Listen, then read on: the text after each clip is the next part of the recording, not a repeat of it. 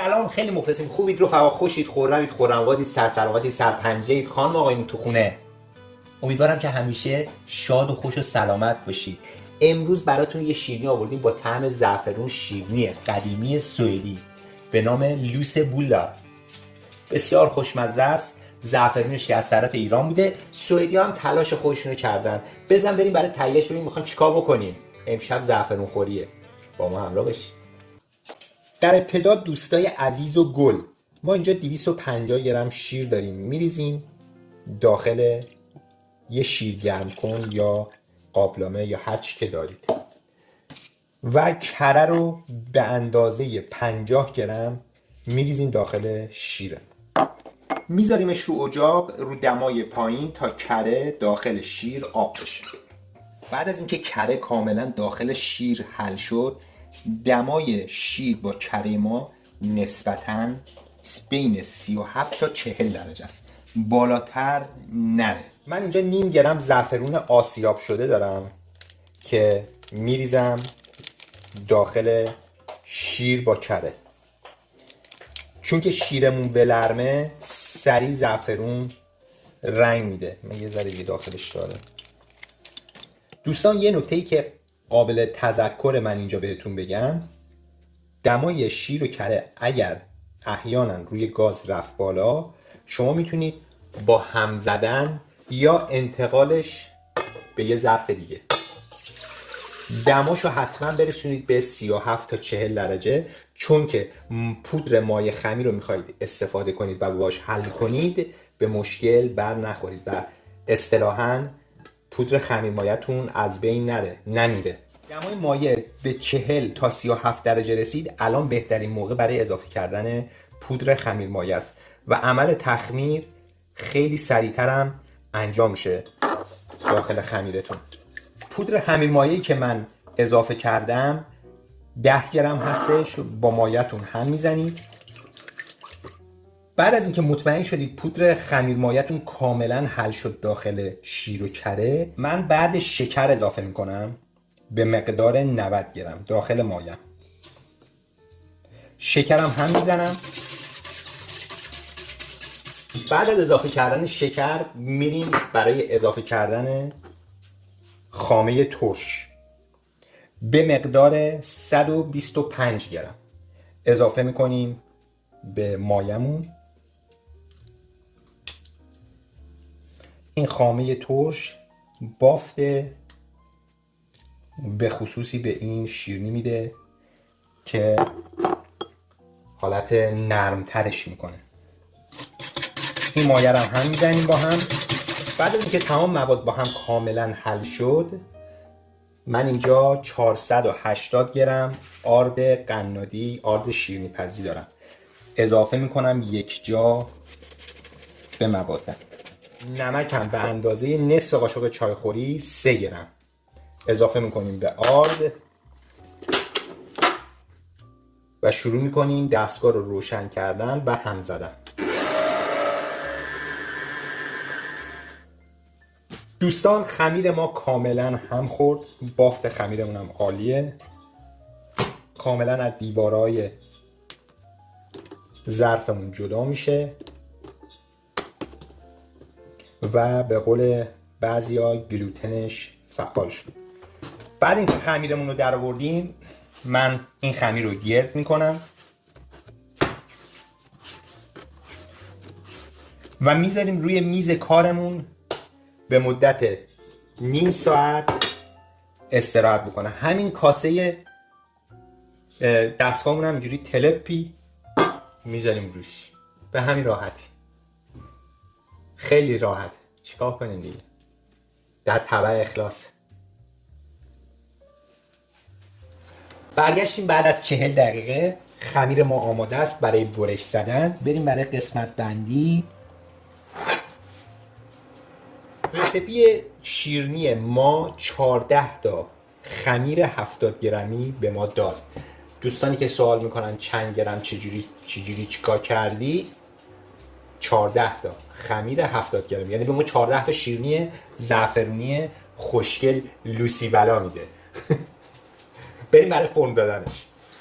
فرم دادنش هم به این سبک خمیر رو گرد میکنید، خمیر کاملا ورز بخوره به هم. بعد روی میز شروع میکنید مثل خمیر بازی، بچگی ها بازی میکردید، شروع میکنید مثل مار این خمیر رو باز کردن.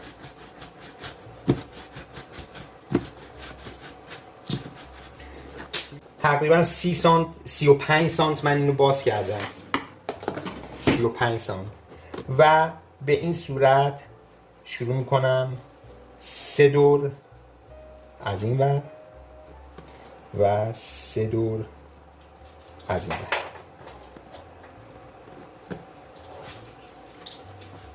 شکلش رو میبینید یاد درای قدیمی ایران بود، از این مدل ها روش زیاد بود، در آهنی ها، فلزی ها، دستگیره، هر چی دوست دارید. این مدلیه.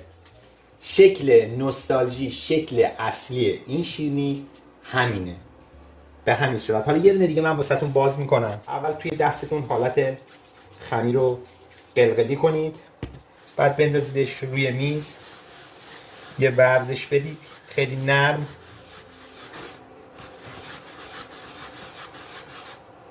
خمیری که ورز دادید به این صورت شروع کنید به باز کردن خمیر، خیلی راحت.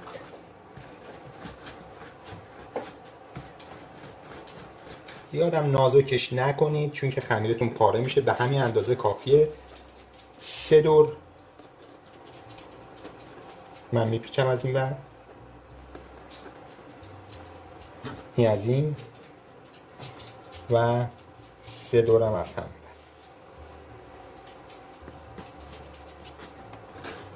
به همین راحتی، اصلا هیچ سختی نداره. بعد از اینکه فرم دادید خمیرتون رو، انتقالش میدید به داخل سینی فر. کفش هم من یه کاغذ فر انداختم، کاغذ نسوز فر، و ادامه کار رو به راحتی خودتون انجام میدید.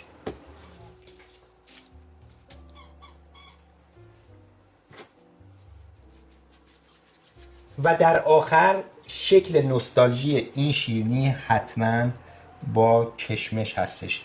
کشمش برمیدارید میزنید روی دوبر گردال مانند شیرینیتون. البته تو خمیرش هم بعضیا کشمش میزنن، ولی این سر قالپاق جز اصلی ترین موارده. بعد از کشمشکاری شیرینیاتون رو درش رو میذارید 20 دقیقه استراحت کنید. زودی خوش میشه، حتما درش رو بذارید. بریم تا 20 دقیقه دیگه برگردیم. بعد از 20 دقیقه استراحت خمیرها داخل سینی فر، ما اینجا یه دونه تخم مرغ داریم با وانیل، اینو هم میزنیم کاملا و بعدش شروع میکنیم رمان مالی روی شیرینی‌های خوشگلمون. بریم بذاریمشون داخل فر. دمای فر 200 درجه سانتیگراد از قبل روشن کرده باشید. فر بالا پایین همزمان روشن. مدت پخت 10 الی 15 دقیقه. بریم بذاریم چیکار کردیم. نمیشه. طبقه وسط فر.